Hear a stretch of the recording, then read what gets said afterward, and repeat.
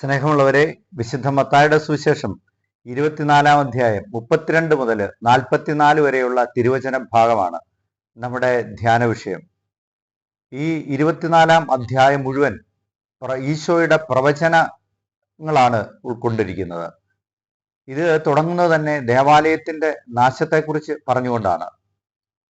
Jerusalem ദേവാലയത്തിന്റെ പരിസരത്ത് നിന്നുള്ള തന്റെ പ്രബോധനം അവസാനിപ്പിച്ചിട്ട് രാത്രികാലത്ത് നഗരത്തിന് വെളിയിൽ സമയം ചെലവഴിക്കാം എന്ന് വിചാരിച്ച് പുറജാതിക്കാരുടെ മണ്ഡപത്തിന് അടുത്തുകൂടെ ഉപസൗധങ്ങളുടെ ഇടയിലൂടെ കെദ്രോൻ താഴ്വരയിലേക്ക് ഈശോ പോകുമ്പോൾ കെദ്രോൻ താഴ്വരയിൽ നിന്നുള്ള ദേവാലയത്തിന്റെ മനോഹരമായ ദൃശ്യത്തിലേക്ക് ഈശോയുടെ ശ്രദ്ധയെ ശിഷ്യന്മാർ ക്ഷണിക്കുകയാണ്.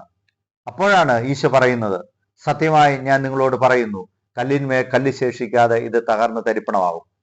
ഈശോ അത് പറഞ്ഞിട്ട് കേവലം 40 വർഷങ്ങൾ പോലും പൂർത്തിയാകുന്നതിന് മുമ്പ് റോമൻ സ്വേച്ഛാധിപതി ടൈറ്റസിന്റെ പട്ടാളം AD 70 ഓഗസ്റ്റ് 29-ാം തീയതി ദേവാലയം തകർത്ത് തരിപ്പണമാക്കി കളഞ്ഞു. അത് ചരിത്രത്തിൽ അക്ഷരാർത്ഥത്തിൽ നിറവേറിക്കഴിഞ്ഞു. അപ്പോൾ ഈ ഭാഗത്തിന്റെ പശ്ചാത്തലം ഇതാണ്. ഇനി ഇതിന്റെ ഉള്ളടക്കത്തിലേക്ക് നമുക്ക് വരാം, അതിനുശേഷം ഇതിന്റെ പ്രായോഗികതയിലേക്കും. ഇതിന്റെ പശ്ചാത്തലത്തെക്കുറിച്ച് രണ്ടാമതായിട്ട് ചിന്തിക്കുമ്പോൾ ഈശോ ഈ കെദ്രോൻ താഴ്വര കടന്നിട്ട് ഒലിവുമലയുടെ മുകളിലെത്തി ദേവാലയത്തിന് അഭിമുഖമായി ദുഃഖഭരിതനായിട്ടിരിക്കുകയാണ്. താൻ ഇത്രനാൾ നിയന്ത്രിച്ചുകൊണ്ടിരുന്ന ഒരു കപ്പൽ വെള്ളം കയറി മുങ്ങിപ്പോകും എന്ന പൂർണ്ണമായ ബോധ്യത്തിൽ ആ കപ്പലിനെ നോക്കി സങ്കടപ്പെട്ടിരിക്കുന്ന ഒരു കപ്പിത്താനെ പോലെയാണ് ഈശോ അപ്പോൾ ഇരിക്കുന്നത്. ഈശോയുടെ ഈ ദുഃഖവും ഈ ഭാവവുമെല്ലാം കണ്ടിട്ട് 4 ശിഷ്യന്മാർ, ഏറ്റവും ശ്രേഷ്ഠരായ 4 ശിഷ്യന്മാർ ഈശോയുടെ അടുത്ത് വരികയാണ്. അത് പത്രോസും യോഹന്നാനും അന്ത്രയോസും യാക്കോവുമാണ്. എന്നിട്ട് അവർ ഈശോയോട് ചോദിക്കുകയാണ്, കർത്താവേ, ഗുരു, ഇതെല്ലാം എപ്പോൾ സംഭവിക്കുമെന്നും ഇതിന്റെ അടയാളങ്ങൾ എന്തെന്നും ഞങ്ങളോട് പറഞ്ഞു തരണമേ. അവർ ചോദിക്കുന്ന 2 കാര്യങ്ങളാണ്. അതായത് ഈ ഭാഗത്തിന്റെ ഉള്ളടക്കം എന്ന് പറയുന്ന കാര്യം ഈ 2 എണ്ണമാണ്. ഒന്ന്, ദേവാലയത്തിന്റെ നാശം അതെപ്പോൾ സംഭവിക്കും. 2, യുഗാന്തം എന്ന് സംഭവിക്കും, അതിന്റെ അടയാളങ്ങൾ എന്താണ്. ഈ യുഗാന്തത്തെക്കുറിച്ച് അവർ ചോദിക്കാനുള്ള കാരണം ഈശോ അതിനു മുമ്പ് പറഞ്ഞിരുന്നു, ദൈവരാജ്യം മഹത്വത്തോടെ കൂടി സമാഗതമാകും. അപ്പോൾ ഇത് 2ഉം കൂടെ ചേർത്തിട്ടാണ് അവർ ഈശോയോട് ചോദിക്കുന്നത്. അതിന് ഈശോ അടയാളങ്ങൾ പറഞ്ഞു കൊടുക്കുകയാണ്.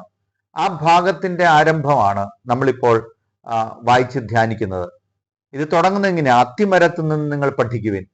ആദ്യം അവിടെ നിന്ന് അടയാളങ്ങൾ നൽകുന്നത് ദേവാലയത്തിന്റെ നാശത്തെക്കുറിച്ചുള്ളതാണ്. അപ്പോൾ അതിന് ഒരു രൂപകം ഈശോ ഉപയോഗിക്കുന്നു, അത് അത്തിമരത്തെക്കുറിച്ചുള്ളതാണ്. അതിന്റെ ശാഖകൾ ഇളതാവുകയും തളിർക്കുകയും ചെയ്യുമ്പോൾ വേനൽക്കാലം അടുത്തിരിക്കുന്നുവെന്ന് നിങ്ങൾ മനസ്സിലാക്കുന്നുണ്ടല്ലോ. അതുപോലെ ഇതെല്ലാം സംഭവിക്കുമ്പോൾ ആ സമയം വന്നു എന്ന് നിങ്ങൾ മനസ്സിലാക്കിക്കൊള്ളുവിൻ. ഇതെല്ലാം എന്ന് പറയുന്നത് റോമൻ സൈനികരുടെ നീക്കങ്ങളാണ്, അവരുടെ പീഡനങ്ങളാണ്. അതെല്ലാം വർദ്ധിച്ചു വരുമ്പോൾ ദേവാലയത്തിന്റെയും ജെറുസലേമിന്റെയും നാശം അടുത്തിരിക്കുന്നു എന്ന് നിങ്ങൾ മനസ്സിലാക്കുവാനെന്നാണ് ഈശോ പറയുന്നത്. അതിനുശേഷം അത് സമാപിച്ചുകൊണ്ടാണ് ഈശോ പറയുന്നത്, ആകാശവും ഭൂമിയും കടന്നു പോകും, പക്ഷേ എൻ്റെ വാക്യങ്ങൾ കടന്നു പോവുകയില്ല. സത്യമായി ഞാൻ നിങ്ങളോട് പറയുന്നു, ഇതെല്ലാം സംഭവിക്കുന്നവരെ ഈ തലമുറ കടന്നു പോയില്ല. അപ്പോൾ ദേവാലയത്തിന്റെ നാശവും ജെറുസലേമിന്റെ നാശവും സംഭവിക്കുന്നവരെ ഈ തലമുറയിൽ തന്നെ അത് സംഭവിക്കുമെന്ന് ഈശോ പറയുകയാണ്.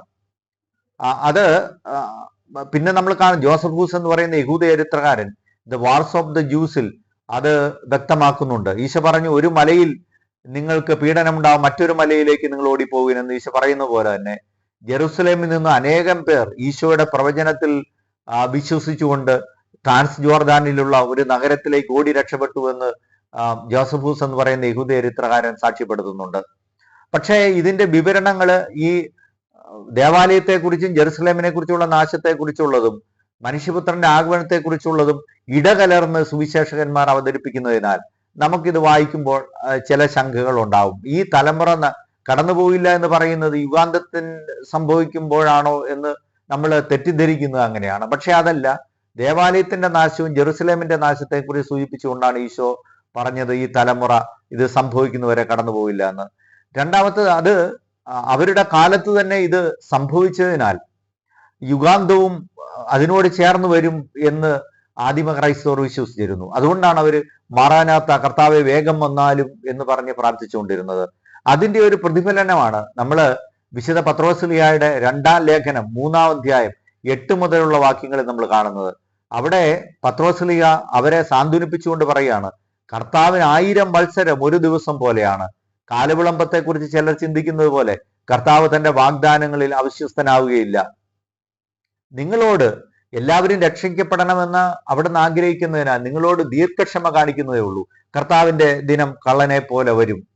അപ്പോൾ ഈ ഒരു ആശങ്ക അവിടെ ഉണ്ടായിരുന്നു.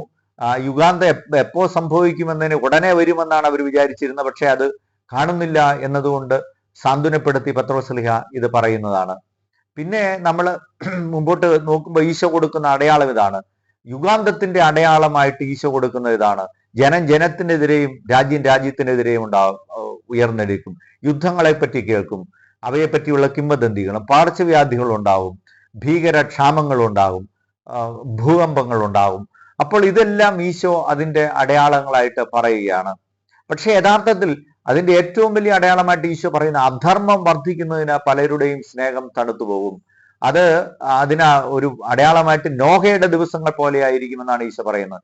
നോഹയുടെ ദിവസങ്ങളിൽ എന്താണ് സംഭവിക്കുന്നത്, എന്താണ് ഈ പ്രളയം ഉണ്ടായത് എന്നതിന്റെ കാരണമായിട്ട് ഉൽപ്പത്തി പുസ്തകം 6-ാം അധ്യായം 5-ാമത്തെ വാക്യത്തിൽ നമ്മൾ കാണുന്ന ഇതാണ്. മനുഷ്യരുടെ ഇടയിൽ ദുഷ്ടത വർദ്ധിക്കുന്നതായിട്ട് അവിടെ നിന്ന് കണ്ടു. അവന്റെ ചിന്തയിലും ഭാവനയിലും എല്ലാം ദുഷ്ടത നിറഞ്ഞു നിന്നു. മനുഷ്യനെ സൃഷ്ടിച്ചതിൽ ദൈവം പരിതപിച്ചു. അപ്പോൾ അധർമ്മവും ദുഷ്ടതയും അതിന്റെ പരകോടിയിലെത്തുമ്പോഴാണ് ലോകാവസാനം ഉണ്ടാകുന്നത്. അപ്പോഴാണ് യുഗാന്തം ഉണ്ടാകുന്നത് എന്ന സൂചനയാണ് ഇതിന്റെ അകത്ത് നമ്മൾ കാണുന്നത്. പ്രിയപ്പെട്ടവരെ, പിന്നീട് ഈശോ പറയുന്ന ഒരു വാക്യം പലരിലും വലിയ ആശങ്ക ഉണ്ടാക്കി. ആദിമ ക്രൈസ്തവ സമൂഹത്തിൽ ആശങ്ക ഉണ്ടാക്കിയതുപോലെ ആധുനിക കാലഘട്ടത്തിലും ബൈബിൾ പണ്ഡിതരുടെ ഇടയിലും ഈ സുവിശേഷ ഭാഗം വലിയ ആശങ്ക ഉണ്ടാക്കുന്നുണ്ട്. ഒരു കാര്യം അതിനകത്ത് പ്രത്യേകമുള്ള, ആ ദിവസത്തെക്കുറിച്ചോ മണിക്കൂറിനെ കുറിച്ചോ പിതാവിനല്ലാതെ മറ്റാർക്കും അറിയത്തില്ല എന്ന് പറയുമ്പോൾ ആ കാലഘട്ടത്തിൽ, ആദിമ കാലഘട്ടത്തിൽ ആര്യൻ പാഷണ്ഡതക്കാര് അതെടുത്തിട്ട് പറഞ്ഞു പിതാവായ ദൈവത്തിൽ നിന്ന് അല്പം താഴെയാണ് പുത്രന്റെ സ്ഥാനം എന്ന രീതിയിൽ വ്യാഖ്യാനിച്ചു. പക്ഷേ വേദപാരംഗതനായ വിശുദ്ധ അഗസ്തീനോസ് അതിനെക്കുറിച്ച് പറയുന്നത് അങ്ങനെയല്ല.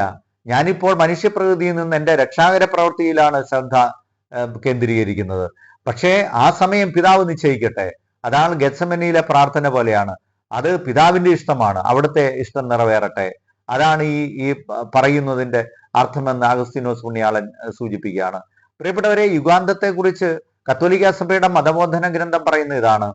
ആദ്യം മനുഷ്യപുത്രൻ വാനമേഘങ്ങളിലാഗതനാകും, അതിനുശേഷമാണ് അന്ത്യവിധി ഉണ്ടാകുന്നത്. അപ്പോൾ മനുഷ്യന് ദൈവത്തോടുള്ള ബന്ധം എന്താണ് എന്ന് അവിടെ നിശ്ചയിക്കപ്പെടും. അതിന്റെ അടിസ്ഥാനത്തിൽ അതിന്റെ ഫലമുണ്ടാകും.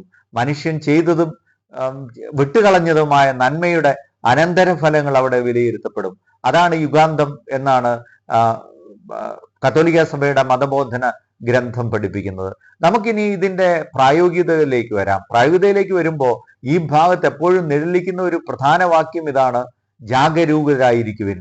അതായത് ആധ്യാത്മികതയിൽ ദൈവത്തിന്റെ മുമ്പിലുള്ള നമ്മുടെ മനോഭാവത്തിൽ നമ്മൾ വെക്കേഷൻ എടുക്കാൻ പാടില്ല, അലംഭാവം കാണിക്കാൻ പാടില്ല എന്നാണ് ഈ ഭാഗം പറയുന്നത്. നാം സ്വർഗരാജ്യത്തിന് അവകാശികളാകണമെങ്കിൽ നമ്മൾ ജാഗ്രതയോടെ നമ്മുടെ ജീവിതത്തെ മുന്നോട്ട് നയിക്കണമെന്നുള്ളതാണ്. ആത്മീയതയിൽ ഒരു ഇടവേളയില്ല എന്ന് ഈ സുവിശേഷ ഭാഗം നമ്മളോട് പറയുകയാണ്. ഞാൻ ഓർക്കുന്നത് കുറെ കാലങ്ങൾക്ക് മുമ്പ് ഒരു സർക്കാർ ഉദ്യോഗസ്ഥൻ പറഞ്ഞതാണ്. അദ്ദേഹം പറയുകയാണ്, അദ്ദേഹത്തിന്റെ ചെറുപ്പകാലത്ത് ഇന്ത്യയുടെ വിവിധ ഭാഗങ്ങളിൽ ജോലിക്കായിട്ട് പോയിരുന്നു, പല സംസ്ഥാനങ്ങളിൽ താമസിച്ചിരുന്നു. എനിക്ക് ഒരുപാട് സുഖലോലുപതയിൽ ആണ്ട് മുങ്ങാനുള്ള സൗകര്യങ്ങളെല്ലാം ഉണ്ടായിരുന്നു. പക്ഷെ എപ്പോഴും ഞാൻ എവിടെയൊക്കെ താമസിക്കുമ്പോഴും എൻ്റെ ഭാര്യയും എൻ്റെ അപ്പനും അമ്മയും എൻ്റെ മക്കളും എൻ്റെ ചിന്തയിലുണ്ടായിരുന്നു. ഞാൻ എപ്പോഴും ജാഗ്രതയുള്ളവനായിരുന്നു. അതുകൊണ്ട് ഒരു സ്ഥലത്തും എനിക്ക് വീഴ്ച സംഭവിച്ചില്ല. വേറൊരിക്കൽ ഒരു കോളേജ് അധ്യാപകൻ പറഞ്ഞത് ഓർക്കുകയാണ്. കോവിഡിന് ശേഷം ഒരു കത്തോലിക്ക സ്ഥാപനമാണ്, കുറെ നാളുകളായിട്ട് നേരത്തെ ഉണ്ടായിരുന്ന പല പ്രാക്ടിക്കലായിട്ടുള്ള കാര്യങ്ങളൊന്നും കോളേജിൽ നടക്കുന്നില്ല. പണ്ട് എല്ലാ മാസവും വെള്ളിയാഴ്ചകളിൽ ആദ്യ വെള്ളിയാഴ്ച കുർബാനയും കുമ്പസാരവും ഒക്കെ ഉണ്ടായിരുന്നു. പിന്നീട് അതെല്ലാം നിന്നുപോയി. അപ്പോൾ ആ അധ്യാപകൻ പറയുകയാണ്, കത്തോലിക്കരല്ലാത്തവർക്ക്, ക്രൈസ്തവരല്ലാത്തവർക്ക് വാല്യൂ എഡ്യൂക്കേഷന്റെ ക്ലാസ്സുകൾ ഉണ്ടായിരുന്നു. ഈ മനുഷ്യൻ പറയാണ്, നമ്മൾ അതിൽ ജാഗ്രത കുറവ് കാണിച്ചപ്പോൾ അവസാനം ഈ കത്തോലിക്കരായ കുട്ടികൾക്ക് പോലും ആ കോളേജ് നമ്മുടെ കോളേജ് എന്ന ചിന്ത നഷ്ടപ്പെട്ടു പോയി.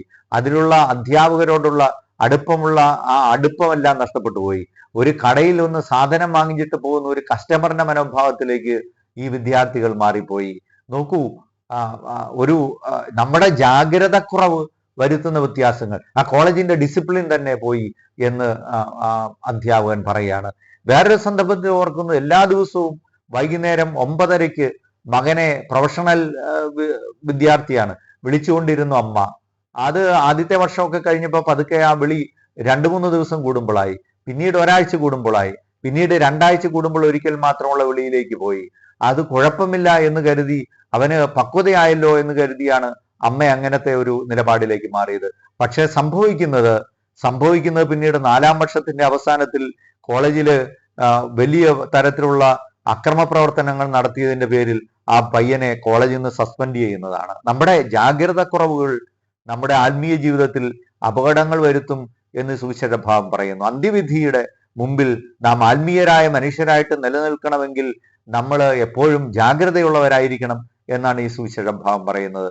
പ്രിയപ്പെട്ടവരെ, ഈ ഏലിയാസ്ലീവ മൂശ കാലത്ത് നമ്മൾ ധ്യാനിക്കുന്ന പ്രധാന വിഷയങ്ങൾ ഇതെല്ലാമാണല്ലോ. മരണവും അന്ത്യവിധിയും യുഗാന്തവും കർത്താവിന്റെ മഹത്വപൂർണമായ ആഗമനവും ഒക്കെയാണല്ലോ. അതിനോട് ചേർന്നിട്ടുള്ള സുവിശേഷ ഭാഗമാണ് ഇത്. ഇതാണ് ഇതിലെ പ്രധാനപ്പെട്ട ചിന്തകൾ. ഈശോ ദൈവം തമ്പുരാൻ നമ്മെ അനുഗ്രഹിക്കട്ടെ.